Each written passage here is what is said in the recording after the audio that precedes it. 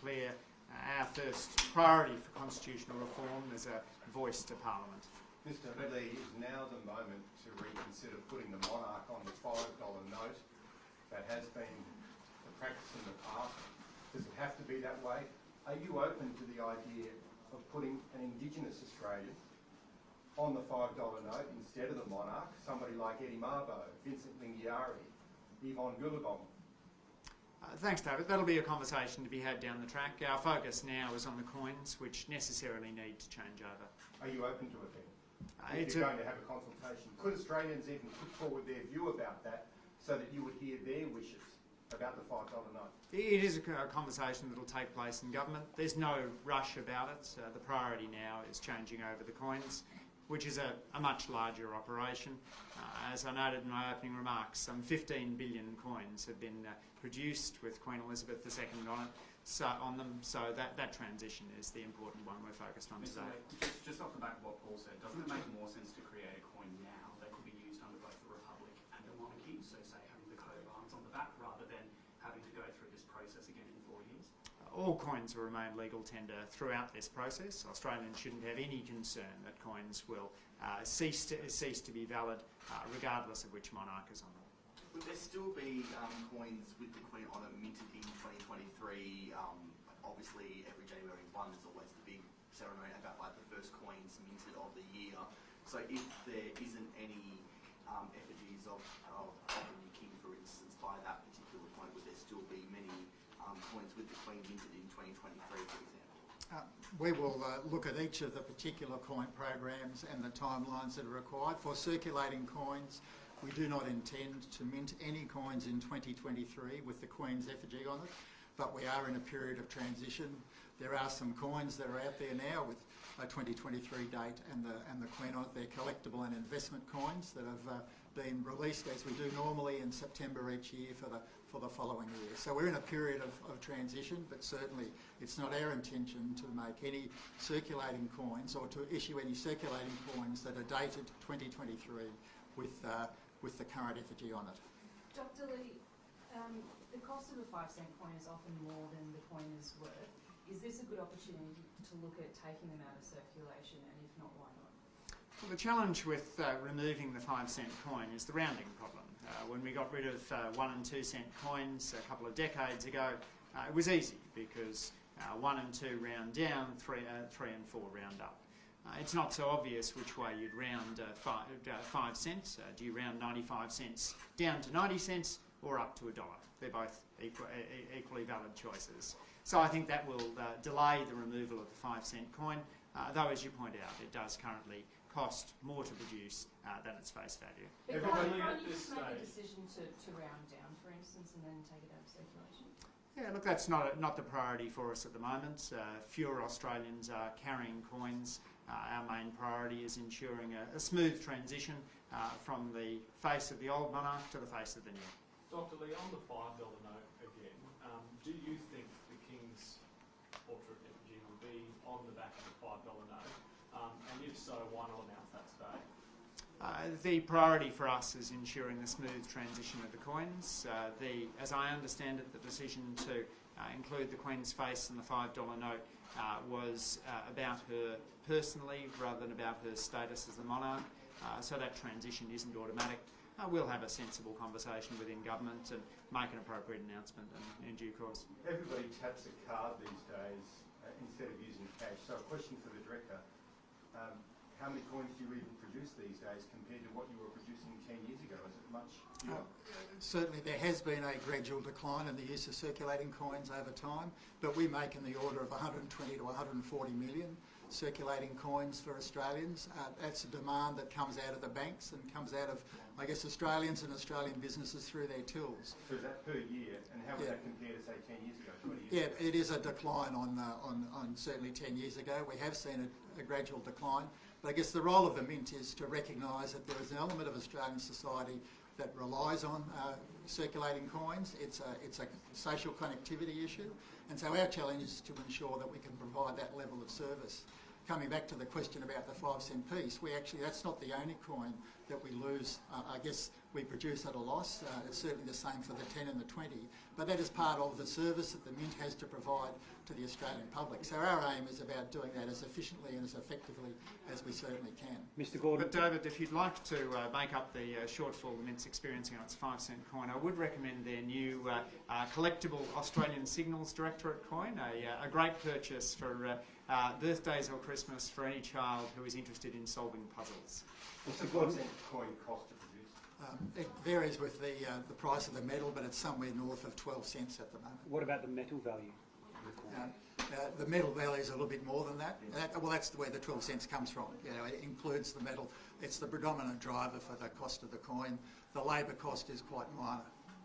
And throughout this transition, can you imagine for collectors that any particular currencies in Australia will become more valuable given everything that's going on from a collector's perspective?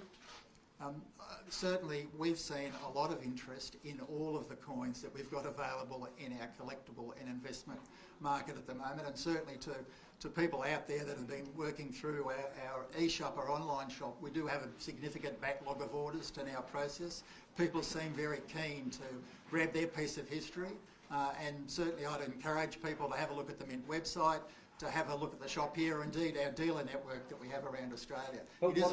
It is an opportunity for you to grab a piece of history. And then what about the first coins that come out of the King? Do you think that people want to grab their hands on those quickly? I'm certainly I'm not a detailed coin collector myself, but I can imagine that they will be very valuable when they do come out. Very much sought after, I should say. Mr. Gordon, in terms of the work to carry through this change, has that already started? Does it start today? And if so, what are the very first steps in getting this done? We've been thinking about this process for quite a while now, understanding the principles that we would go down the journey. Certainly, it's very unfortunate to have the Queen's death last week, but that certainly defines a point for us now to be able to make some decisions. And I guess it's probably appropriate for me just to acknowledge that our colleagues in the Royal Mint in the UK, who are going through a period of mourning, will be particularly affected by this change, and we certainly send our thoughts out to them. But we now are going through a measured process. You know, our fundamental obligation is to ensure that circulating coins are available for the Australian public, and I can guarantee you that that will occur. But there are elements around the edges, collectible investment, the timing of the transition that we do need to work through. But I'm quite confident that the professional staff we've got here at the Mint will be able to work through that process quite well. And you can expect us to engage with the public as we go on.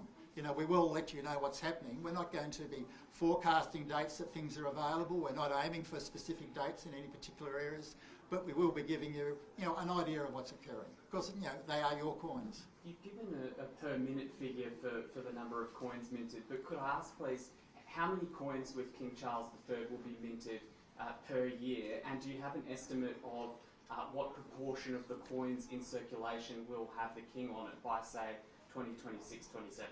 Look, I'm not particularly good at maths on the fly. There are 15 billion coins out there at the moment. We make about 110 to 150 million coins a year of that sort of order. But that is very much on the demand of the banks. We saw events like COVID certainly change that profile. And indeed, we aren't quite out of COVID yet, I think, with the actual use of coins. We're seeing some orders this particular year which are a little bit earlier than we've seen them in previous years as the system adjusts itself where the coins are located and how they're being used. But as I said, there'll be a small number of these coins coming out depending on how the bank demands it, and indeed we will have coins in reserve with Queen Elizabeth's effigy on that still need to be consumed. Now, the coins that we have made that are sitting in our vaults and in the bank storage areas will be drawn out into the process. And Mr. Gordon, what makes a good effigy, in your opinion?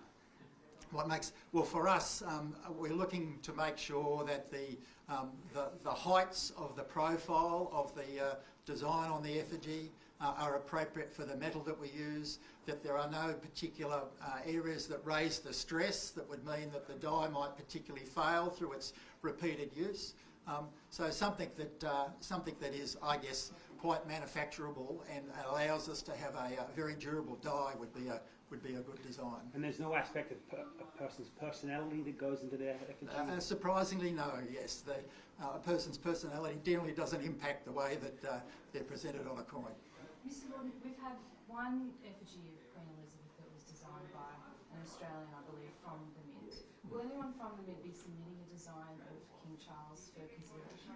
It's not our intention at this stage. Our intention is to go through the process that we've used before of requesting an effigy that's been approved by Buckingham Palace that we can get from the Royal Mint in the UK. Will King Charles coins work in vending machines? I don't expect that there will be any change in the dimensions that would mean that they wouldn't operate in the coin machines that we have. What messaging will there be to the community warning people of potential scams, specifically to communities with English as a second language, for people that are trying to sell coins with the Queen's face at a higher value? Well, certainly, today is one of the first steps we've got in communicating what our plans are. We have quite a good approach to the media around coins. It seemed fairly effective, so we will adopt on that. And we certainly take on board that we need to interface with a diverse range of people, because some of those groups are the ones that do make more use of cash, as we realise. So yeah, we'll certainly be looking to communicate with all Australians about our plans for the coins. No more questions? Thanks everyone for coming. We really appreciate it. Thanks.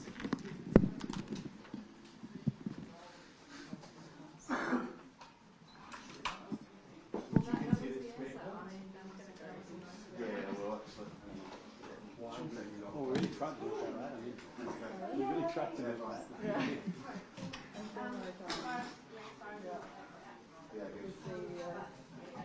Vending machine question.